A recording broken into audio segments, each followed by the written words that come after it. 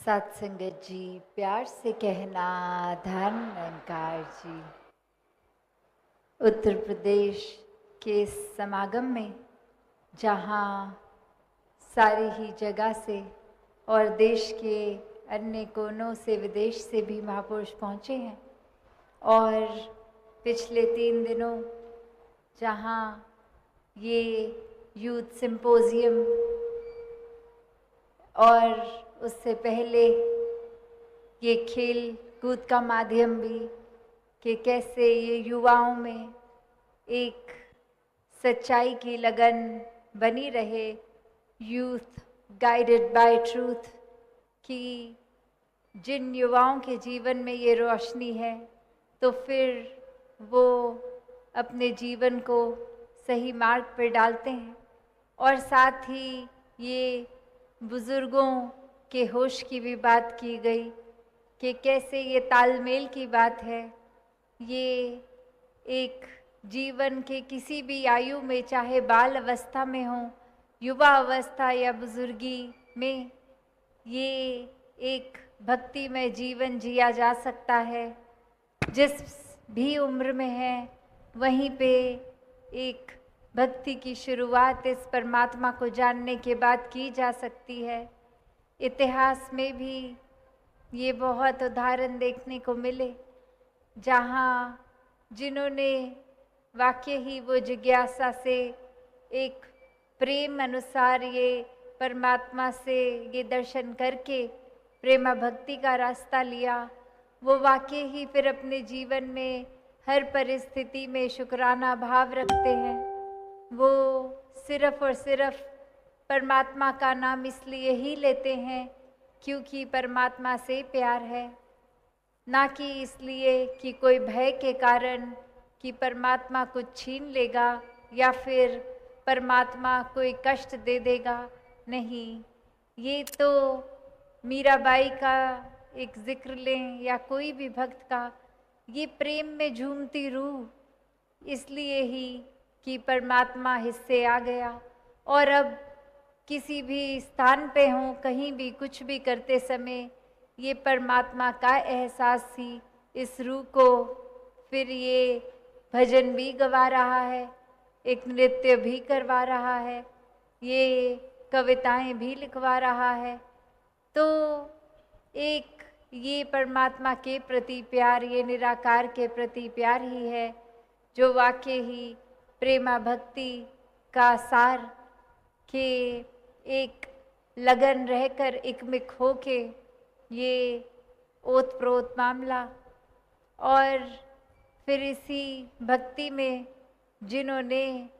जीवन जिया, उनका जीवन वाकई ही संसार के लिए वरदान बन गया। और जिन्होंने इस सच्चाई, इस परमात्मा से अपना मुख मोड़ा, उनके हिस्से तो फिर कुछ भी नहीं आया। जीते जी भी सुख चैन अमन शांति से कोसों दूर रहे और ये मुक्ति की प्राप्ति भी नहीं। और यही संत चाहे आर्थिक अवस्था हो, ठीक ना हो, तो भी हर पल में शुक्राना करते गए और जीते जी हर पल में परमात्मा का दिया एक शुक्राना भाव ही, उसके प्रति प्यार ही। तो ये निराकार से प्यार करने वाले वाकई ही भक्त हैं और हर एक के जीवन में ये भक्ति प्यार में रची हुई एक हासिल हो सकती है। एक कहानी जो दासी को याद आ रही है कि कैसे एक बटरफ्लाई, एक तितली जो कि इतनी खूबसूरत और हर कोई उसकी प्रशंसा कर रहा है, और वहीं एक बिच्छू, एक स्कॉर्पियन, ये भी एक उसी प्रकार मुंह पे उस तितली को बहुत अच्छे शब्द बोल रहा है, प्रशंसा कर रहा है, तुम्हारे पंख इतने सुंदर। और जैसे ही वो तितली ने अपने पंख उसको और उड़ने के लिए फैलाए और उस बिच्छू के पास और नज़दीक आ गए वो पंख, और उस बिच्छू ने तो उसी पल अपनी असली एक जो स्वभाव है उसी के अनुसार उसको डस लिया। तो बात क्या हुई कि ये मुंह पे तो प्रशंसा उस बिच्छू ने भी की, पर कर्म रूप में उसने क्या किया। वाकई ही अगर ये तितली के प्रति ये एक जो सुंदरता का जिक्र हो रहा था या प्रशंसा हो रही थी, तो कर्म वो डसने वाले ना रहते। तो यही अब अगर हम भक्तों की बात फिर से जोड़ें तो यही सामने आता है कि संतन के मन रहत है सबके हित की बात, घट घट देखे अलग को पूछे जात ना पात। कि कैसे संतों ने हमेशा सबको एक साथ एक समान दर्जा दिया, सबका सत्कार किया, सबको साथ लेके आगे बढ़े, सबके जीवन में परमात्मा हो, बस इसी प्रयास में अपने जीवन को भी लगा दिया। मुंह पे सिर्फ अच्छी बातें और पीठ पीछे जहर पहुंचाने का काम नहीं किया। तो जहाँ जो इंसान इस कहानी में जैसे वो बिच्छू वाले कर्म कर रहे हैं कि मुंह पर तो तारीफ और फिर मौका देखते ही दुख पहुंचाना, कष्ट देना, तो ऐसे इंसानों की तो भक्त श्रेणी में गिनती नहीं होती। चाहे दिखावे में तो सब दिखा देंगे कि हाँ हम तो परमात्मा में मानते हैं, हम तो सत्संग भी आते हैं, एक हमारे कर्म तो कितने सुंदर हैं, हम तो समाज में किसी की मानसिक स्थिति खराब करनी। तो ऐसे फिर वो चाहे कितना भी एक अपने आप को इंसान धार्मिक श्रेणी में गिनवाए, पर असल में वो भक्त श्रेणी से तो बहुत ही दूर है। तो जीवन में अनेक उदाहरण हैं, इतिहास में भी आज भी, कि एक जीवन को कैसे जिया जा सकता है। तो ये चुनाव अब हमारा कि एक वरदान रूप, एक फरिश्ता रूप जीवन को भक्ति में जीकर जिया जाए, या फिर एक शैतान रूप का भी जीवन। यही इंसान के शरीर से ऐसे भी उदाहरण देखे गए हैं कि काया तो वही इंसान की, शक्ल आकार भी वैसा, पर ये एक नियत, एक जीवन में व्यवहार, एक इंसान की ये जो एक व्यवहार रूप कह ले, तो इसी में ये फरिश्ता और जानवर से भी बदतर शैतान रूप ऐसे दोनों जीवन पाए जाते हैं। तो संतों ने हमेशा कैसा जीवन जीना सिखाया, तो बहुत ही स्पष्ट हर कोई, जैसे आज भी सत्संग में वही बात करके गया कि एक संत के मन में तो हमेशा पीड़ा रहती है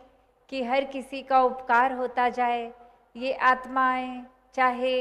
इतने समय से शरीर बदल रहे हैं, योनियां बदल रहे हैं, अब मानव शरीर में आए हैं तो पूरा लाभ हो, जीते जी भी एक मानवीय गुणों से युक्त प्यार का सहारा लेते हुए एक सहनशील, विनम्र, करुणा, दया इत्यादि सारी अच्छाइयों को साथ लेकर चले, और इस परमात्मा को जानते हुए वाकई ही इंसानियत रग रग में आ जाती है, श्वास श्वास में आ जाती है, और फिर जीते जी ही ये मुक्ति, और मौत होने पे भी ये मुक्ति। तो फिर हर पल में ये बंधन से मुक्त की बात है, भ्रमों भुलेखों से दूर रहकर जीवन जिया जाता है। ऐसा ही भक्तों ने खुद भी जीकर सिखाया और संदेश भी दिया, और ऐसा ही जीवन हर किसी के हिस्से आ सकता है। तो जहाँ हमेशा निराकार को, परमात्मा को प्राथमिकता बनाकर जीने की सिखलाई ही मिली है भक्तों द्वारा, ऐसा ही जीवन हर किसी के हिस्से आए, सेवा, सुमिरन और सत्संग के भावों से युक्त, एक मन को खाली करके अभिमान में नहीं, दिखावा रूप नहीं, वाकई ही समर्पित भाव से संसार की सेवा हो। एक मन को दातार के साथ जोड़कर ये सिमरन रूप 24 घंटों का रहे, और सत्संग में आने के लिए ये सत्य के साथ नाता, ये संत रूप, सभी एक दूसरे को ये जो शिक्षाएं रूप मिलती हैं, तो इसके प्रति मन हमेशा एक आकर्षित रहे। तो संसार में जहाँ जीवन मिला है, एक घर परिवार इत्यादि समाज में रहते हुए भक्ति करनी है, समाज से घर से नाता तोड़ के नहीं, एक हर एक पल में अपने कर्तव्यों का पालन करते हुए, चाहे स्कूल कॉलेज कामकाज जैसे भी जीवन के पड़ाव में है, हर एक चीज़ को साथ देखते हुए कि ये भी परमात्मा ने ही दिया है, तो पूरा पूरा ख्याल वहाँ भी, और मन ये सारा काम करते हुए भी परमात्मा में ही लगा रहे अगर ये लगन, तो वाकई ही सब बहुत सहज हो जाता है जीवन में। तो ऐसा ही जीवन हर किसी के हिस्से आए, ये ब्रह्म ज्ञान की दात से परमात्मा ये निराकार जीवन में हासिल करके फिर हर पल प्रेमा भक्ति करते हुए अपने जीवन को हर कोई जिए। सत्संगत जी, धन निरंकार जी।